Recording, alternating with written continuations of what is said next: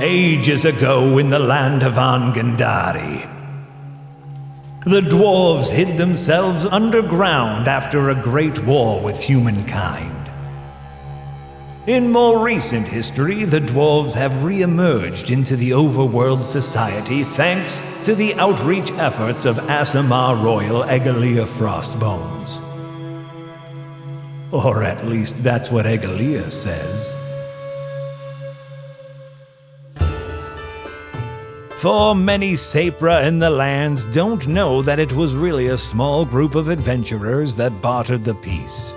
Mortimer, Dabarella, Sigmar, and Grinderbin were able to quiet the raging beast of King Fuzzyhug, and in doing so squirrel away a fraction of the monster's colossal platinum heart. Enough treasure to buy each of the heroes into their own castle, making lords and ladies out of them all. But it had to be spent wisely. If they flooded the market with treasure, it would surely devalue it. And if too many people asked too many questions, the rest of the beast's heart would be discovered. Had to keep it secret. Had to keep it safe. So Dungeon Master Jack Packard took each player separately to figure out what their characters were doing with this abundance. We had 5 individual roleplay game sessions, 2 just for Jesse. Yeah. More than 7 hours of role-playing later, we finally have the Platinum Resolve. Abridged in this story here for your convenience and my sanity. Mortimer Rafflesworth Everwin Smythe had a simple yet devious plan known as salting the mine. Step 1, buy some cheap land. Step 2, bury some platinum here and there on that land. Step 3, sell that platinum-rich land to a mining company, turning gray market goods into legitimate income. He headed south to find such land. Sigmar Iceblood, born with such privilege, and like so many silver spoons, he doesn't fully understand the need for treasure. His plan is to launder the platinum through the dwarves. It was Sigmar who informed the dwarves about the platinum. Surely they can be trusted. He would trade his treasure for a cushy consulting job, earning steady and above-the-table income. Sigmar went into the mountains to talk to Queen O and barter a deal. Grinderbin, Westage's favorite junk seller, had a problem most junk sellers have: running out of places to put their junk. And while Grinderbin's shop in the Adventurers' Night Club was bustling, having a single location made it hard to find new junk to sell. After many nights sketching and toiling, Grinderbin conceived of a device so fantastical that they were unsure if it could exist. A mobile marketplace for exceptional and magical garbage. From the outside, it would appear to be just a cart, but inside would be rooms, within rooms, doors that opened to new rooms that could exist outside of this plane of existence. Rooms to store and organize all of the marvelous crap.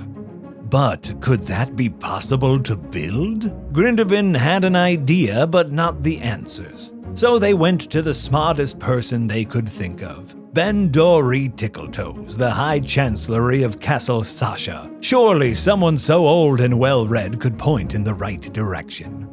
Dabarella Yeatster is the most curious spender, as she wants for so little. She is content in making others happy. Her bakery at the Night Club is well regarded. After baking, she spends her late morning meditating and communing with tartar sauce. If anything, her shares of the platinum hiding away in their secret storeroom is the only thing that causes her stress. Being sneaky, having to lie to people, this is against the very core of Dabarella.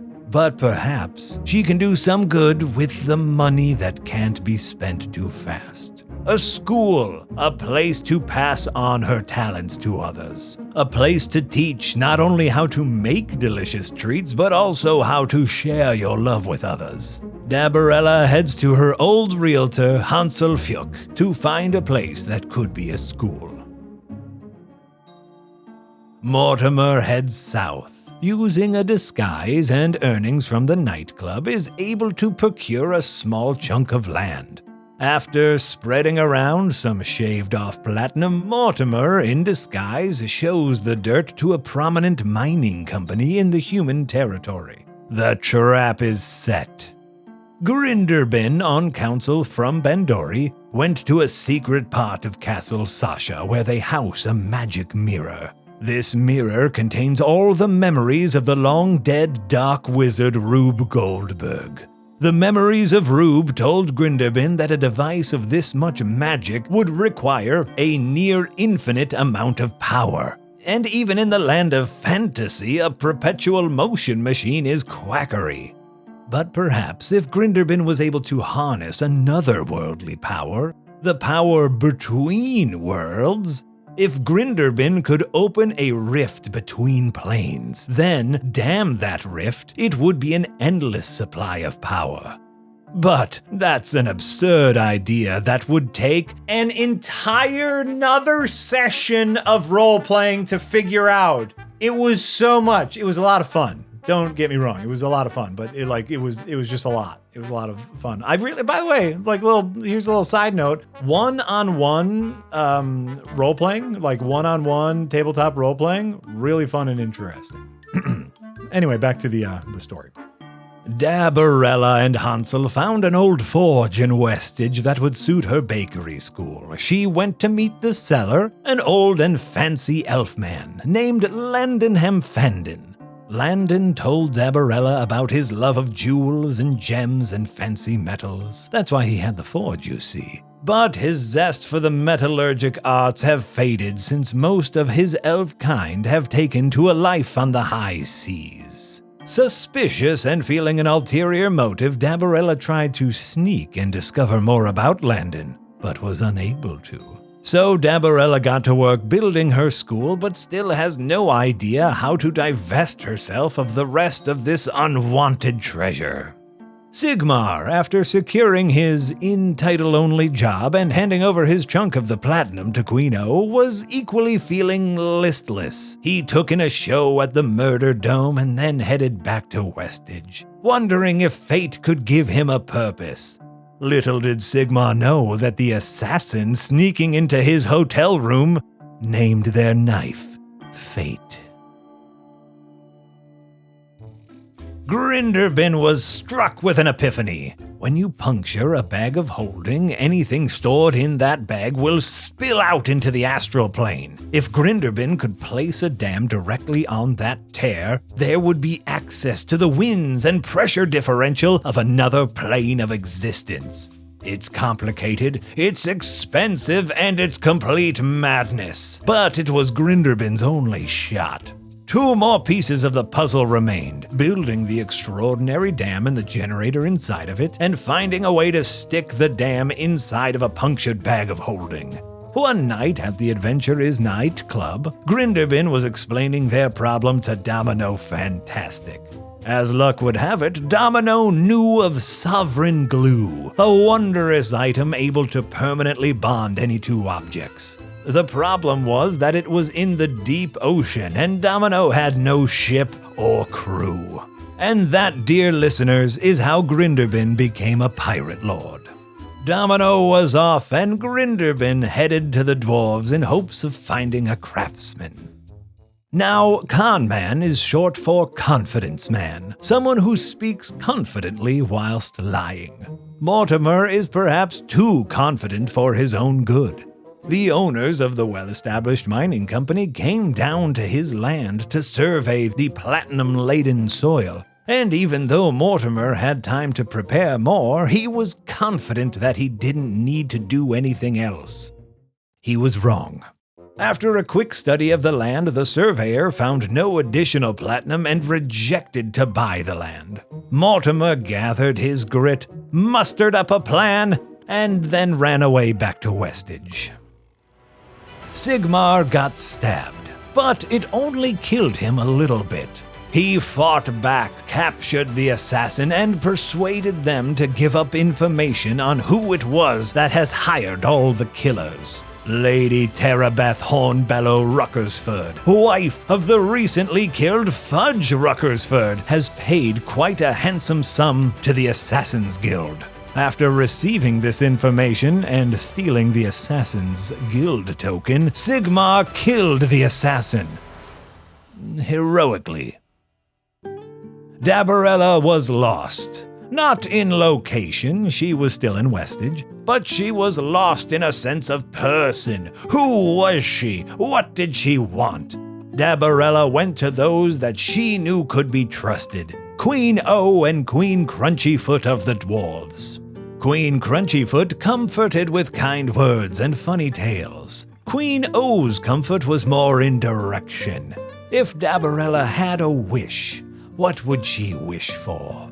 Dabarella wished for the power and ability to protect her friends. And this Queen O could help with. In exchange for Dabarella's wealth of platinum, Queen O would provide access to all the knowledge of the dwarves, all the teachers that could be useful, and a quiet place for study and reflection. Raising Dabarella's wisdom, and thus her ability to help her friends. Grinderbin, off in a separate part of the dwarven castle O'Frick, was hard at work with all the blacksmiths and craftsmen. Weeks were spent molding and smithing a magnificent dam and preparing a device to puncture a bag of holding. Many hours and all the platinum that Grinderbin had was poured into this device. All that time and money could be for nothing if Grinderbin fails at this point. Even more, Grinderbin themselves could be blown into the void of the ethereal realm if the puncture is too big. With everyone else at a safe distance and the pressure of all their worldly possessions and very life on the line, Grinderbin succeeds. The dam is secured around the tear in space, and the generator begins humming and pulsating energy across silver bands that blossom from the bag of holding. Grinderbin takes the, frankly, ridiculous source of power and places it inside a simple shack that will be a room within a door placed in a fold in the fabric of reality. Also, Grinderbin can sell more junk. It should be noted that separated from one another, most of our heroes journeyed to the dwarves. There is a trust that our adventurers have in the plain-spoken folk under the mountain. Curious that those dwarves now hold access to almost all the platinum from the heart of King Fuzzyhug. Very curious. So there we are. Dabarella gained wisdom. Sigmar obtained an honest salary and information. Mortimer learned a little humility maybe, but still has most of his platinum. And Grinderbin crafted a device that breaks the foundation of space, time, and known reality. And that, dear listeners, is how the platinum was resolved.